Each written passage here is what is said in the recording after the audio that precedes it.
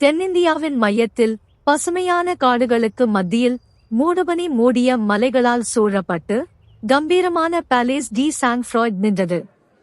சிக்கலான கட்டிடக்கலை மற்றும் செழுமையான அழகுக்காக அறியப்பட்ட இந்த பிரமாண்டமான அரண்மனை அதன் நற்பெயரை பாதித்த ஒரு உறைய வைக்கும் வரலாற்றைக் கொண்டுள்ளது.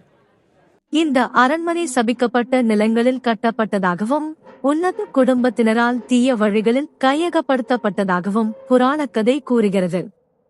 கிராமவாசிகள் பழிவாங்கும் ஆவிகள் மற்றும் பில்லி சூனியம் பற்றிய கதைகளை கிசுகிசுத்தனர். அவை இன்னும் அரங்குகளை வேட்டையாடுகின்றன. பயங்கரமான கதைகளால் ஈர்க்கப்பட்டு அமானுஷ்ய புலனாய்வாளர்களின் ஒரு குழு அதன் சுவர்களுக்குள் ஒரு இரவை கழிக்க முடிவு செய்தது. அவர்களுக்கு காத்திருக்கும் உறைய வைக்கும் திருப்பத்தை அறியவில்லை. அந்தி சாய்ந்தபோது அந்த குழு அரண்மனைக்குள் நுழைந்தது. அவர்களுடைய காலடியோசைகள் வெறுமையான தாழ்வாரங்களில் எதிரொலித்தன. காற்று கனமாகி இயற்கைக்கு மாறான குளிர்ச்சியை ஏற்படுத்தியது. இதனால் அவர்களின் கைகளில் கூஸ்பம்ப்ஸ் குத்தியது. கிசுகிசுப்புகள் காற்றில் நடனமாடி இதயங்களில் பீதியை கிளப்புவது போல தோன்றியது.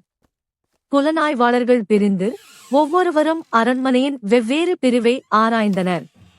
மறைவான அறைகளிலிருந்து மெல்லிய ஒலிகள் எதிரொலித்து அவர்களின் முதுகெலும்பில் நடுக்கத்தை ஏற்படுத்தின. அந்த அறைகளில் ஒன்றில் ஒரு துணிச்சலான புலனாய்வாளர் ஒரு புராதன நாட்குறிப்பை கண்டார். அது இதே சுவர்களுக்குள் நடத்தப்படும் ஒரு இருண்ட சடங்கை பற்றி பேசுகிறது. இரவு நெருங்கியது. இருள் அதன் கருங்காலி அங்கியை விரித்தபோது பேய் பிடித்த தோற்றங்கள் புலனாய்வாளர்களுக்கு முன்னால் தோன்றின.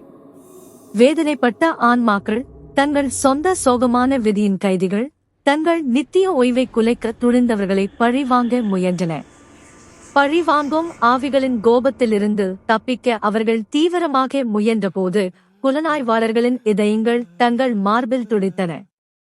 ஆனால் ஒவ்வொருவராக அந்த புராதன சாபத்திற்கு இரையாகி அரண்மனையின் விசாலத்தில் தொலைந்து போன அவர்களின் பயங்கரமான அலறல்கள்